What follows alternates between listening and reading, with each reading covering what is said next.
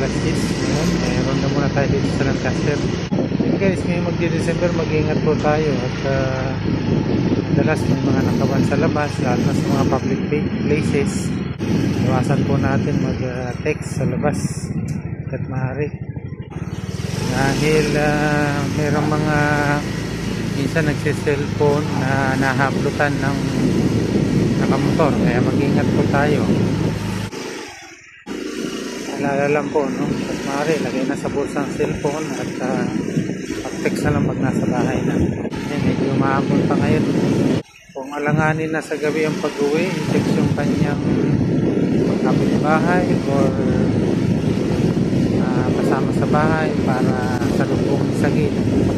Para paglabas may papasok sa loob, may kasama. Dito sa Lancaster sa loob, may mga area na madilim, kaya mag-ingat po tayo. Lalo na kung may sumusunod sa atin habang naglalakad. Okay, yun na muna. Magandang gabi.